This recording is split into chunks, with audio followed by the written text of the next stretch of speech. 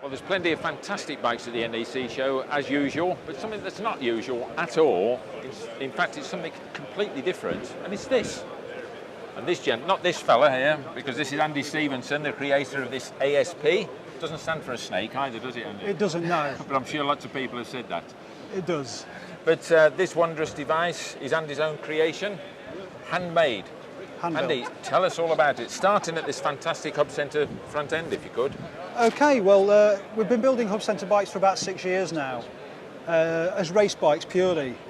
But the first one ended up as a road bike, and really it was such a competent road bike, and we've had so many requests for people to actually produce a road bike that we decided, yes, we'd go and do it. My older brother was looking for a road bike for himself, so I said, well, okay, I'll build you this one. And then from there on it became our prototype, and now we're going to build them in limited numbers for people that can afford them. With a massive price tag, I understand. Well, it's not cheap, that is a fact. The figure I've seen, 24,950 or something like that? The figure is 24,950, that's yeah. Including a 3-year warranty and all taxes. Yeah, and so this is really going to be a sort of a special for the people who can really afford it then. It's not for everybody, no. But tell me, this front end, I'm interested in all these sort of technical bits. I remember Hossack did a front end like this, didn't they? No, the Hossack wasn't a hub centre bike at all. That was a darn sight closer to an Earl's fork than a hub centre bike. Was it? Yeah. It did actually have a fork, but it was a pivoted fork. It wasn't like ours. Ah, right. Yeah, we don't have a conventional steering head at all. Our steering head is between here and here. Yeah.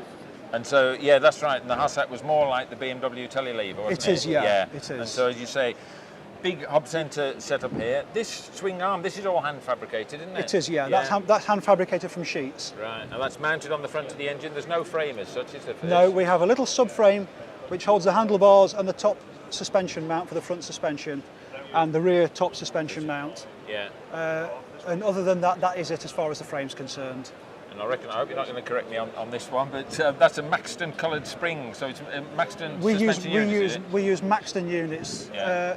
They have no one has more experience in Maxton than pure road racing shock absorbers, and we figured that Ron really knows what he's doing. He's very well behind the project, and we figured we'd get the best results by using Ron's shock absorbers. And so you've fabricated that rear swing arm, a cantilever job, looks very substantial, but lightweight as well, all in alloy. It is very light, yes. So, and is this right also what I've picked up, because I picked up the rumours and read some of the press, the wheels, are they handmade as well? Or I see you've riveted rims onto standard spokes, have you? What have you done there? The wheels are Saxon wheels. Yeah. They are specials to us because we have a different front hub to a conventional one. Right. But they are actually an over-the-counter racing wheel. All right. Okay, yeah, because I noticed the riveting there onto the actual rim itself. Yeah. And whose calipers are you using on the brakes? Are they Harrison? They're Harrison calipers, yeah. So and this fantastic bodywork as well, all carbon fibre. It is, yes. Yeah. Yeah, it's all pre-impregnated carbon fibre. It's not wet laid like glass fibre, so it's incredibly tough and hard. Yeah. And it's very, very wide at front. Now that's unusual, isn't it? In a lot of bikes, they've gone very narrow. They have, yeah. What's the reason for this very wide? If you want to pass a rider through the air cleanly, you need to pass the air around the rider. Yeah. If the rider's exposed, then he's causing an awful lot of parasitic drag, which is not only going to slow the bike down, it's mostly it's going to make the rider uncomfortable. This is really for rider protection as much as performance aerodynamics. Yeah. So have you done wind tunnel tests on this? Or is no. This no. No, we don't use a wind tunnel. The reason being, a truly aerodynamic bike will not want to turn from side to side, and a truly aerodynamic bike will look like an egg and not be very pretty. All right.